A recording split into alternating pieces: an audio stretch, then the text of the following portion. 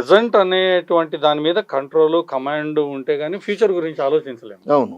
మీరు ఫ్యూచర్ గురించి ఆలోచిస్తే సరే అడిగితే ఓకే మీకు తెలియదన్నారు అంటే బాగుంది. అవును. ప్రెజెంట్ గురించి అడుగుతుంటే కూడా మీరు తెలియదంటున్నారు. తెలీదు. మన ఇండస్ట్రీ ఎవరికి తెలుసు ఇప్పుడు? ప్రెజెంట్ అన్న అది ప్రెజెంటే. ఇప్పుడు జరుగుతుంది. ప్రెజెంట్ గురించి నీకు తెలుసా? నేను ఇప్పుడు కూర్చున్నాను లేదు, నేను కూర్చున్నాను అంతే, అంతవరకే తెలుసు. తర్వాత ఏంటో మనకు తెలీదు. ఇవాళ ఇవాళ ఇవాళ ఇండస్ట్రీ అట్లా ఉంది సార్ రామకృష్ణ. ఎందుకంటే సినిమాలు వస్తాయి, బిజీగా ఉంటాం, టక్కున ఖాళీ అవుతాం. ఎందుకు ఖాళీ అవుతాం తెలియదు. సరే ఖాళీ అవుతాం, ఎవడైనా ఖాళీ అవుతాడు, పెద్ద పెద్ద ఆర్టిస్ట్ చిన్న.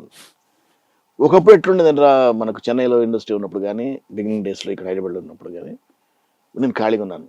అంటే నేను నాకు అనుకోకుండా ఆ అవకాశం నాకు ఎప్పుడు రాలేదనుకో. బట్ సపోజ్ ఒక ఆర్టిస్ట్గా ఖాళీ ఉన్నాను, నువ్వు డైరెక్టర్వి, నేను డైరెక్టర్ నీ దగ్గరికి వస్తాను. వస్తే ఏం బాబు వచ్చావని అడుగుతాను. సార్ ఖాళీగా ఉంది సార్, వేషాలు లేవండి. అవునా? అక్కడికి వెళ్తే అటు సైడ్ చెప్తాను, మా షుగర్ వచ్చారు, మన క్యారెక్టర్ అదేంటి ఆ క్యారెక్టర్ ఏదో అనుకున్నాం కదా, అది బాగుంటారు కదా, రేపు డేట్లు చూసుకో మాట్లాడుకోండి అని చెప్తాను. లేదు నువ్వు లేవు, ఒక హీరో నువ్వు వచ్చి రామకృష్ణ గారు ఇట్లా నాకు ఖాళీగా ఉన్నాను సార్ అని చెప్తాను. అవునా, లొకేషన్కి రా, చెప్పి ఏమయ్యా ఖాళీ ఉన్నట్టు కాస్త వేషాలు ఉన్న చూడు పొందిరా అంటావు. లేకపోతే ఎవడో అసిస్టెంట్ పిలుస్తావు, చెప్తావు, మేనేజర్ని పిలుస్తావు. ఇలా ఉండేది ఇండస్ట్రీ. ఇవాళ ఒక పాత్ మీద లైట్స్ ఉండేవి, ఒక ఫ్యామిలీలా ఉండేది ఇండస్ట్రీ. ఒక ఫ్యామిలీలా ఉండేది ఇండస్ట్రీ. అంటే it was like a joint family. ఇవాళ న్యూక్లియర్ ఫ్యామిలీస్ అయిపోయినాయి. అంటే ప్రతి మనిషికి మనకు హోప్ అనేది ఎట్లుంటుంది, if you are in the dark tunnel there is a light beyond that. అది క్రాస్ చేస్తే లైట్ వస్తుంది అని హోప్తో పరిగెడుతుంటారు మనుషులు. కానీ ఇందులో కూడా మసక లైట్ ఉంటుంది. ఓసారి రామారావు గారికి నాకు అంటే రామారావు గారికి నాగేశ్వరరావు గారికి నా అదృష్టం బాగుండి చాలా సన్నిహితమైన సంబంధం ఉండింది వాళ్ళతో. రామారావు గారిని నేను ఎప్పుడైనా చూడాలనిపిస్తే ఇంటికి ఫోన్ చేసేవాడిని.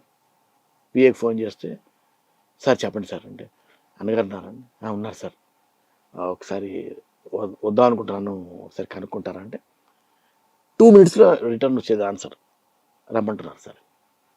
వెళ్ళిపోయిన తర్వాత చెప్పండి బ్రదర్ అంటే, ఏం లేదు అన్నగారు చూడాలనిపించింది వచ్చాను. Very good very good, coffee తాగుతారా? కాఫీ. 5 నిమిషాలు మాట పంపించేవాడు ఆయన.